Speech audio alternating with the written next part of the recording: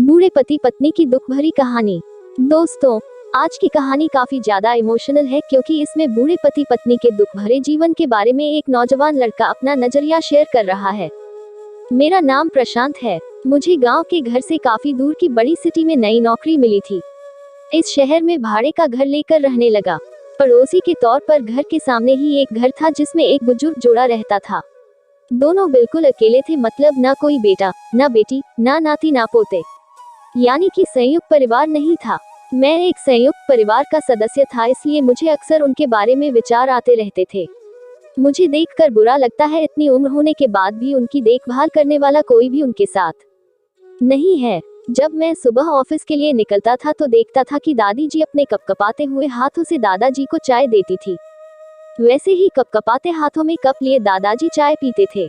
वहां पर रहते हुए कुछ दिन होने के बाद मुझे पता चला कि ये दोनों मिलजुल के धीरे धीरे घर के सारे काम करते थे।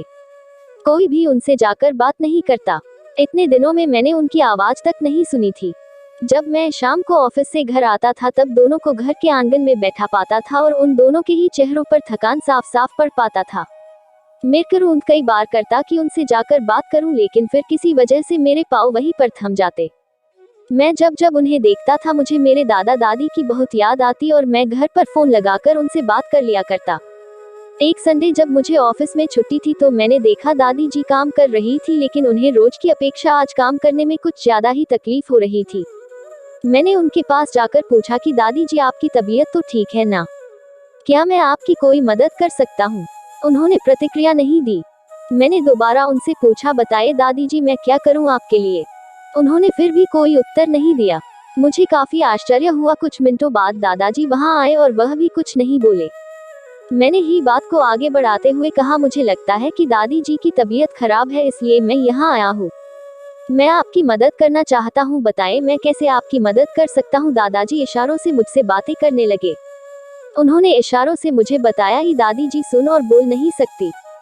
उन्होंने ये भी बताया कि वह खुद भी बोल नहीं सकते, वह सुन सकते हैं, मेरी बात समझ सकते हैं। उन्होंने इशारों से दादी से कुछ कहा और दादी ने मेरी तरफ देखकर मेरे माथे पर हाथ फेरा। मैं उन दोनों की तरफ देखते ही रहा और न जाने कब मेरे आंखों से आंसू बहने लगे। उस दिन के बाद जब जब मुझे समय मिलता मैं उनके पास चला जाता। वह मुझ पर बहुत प्यार बरसाते।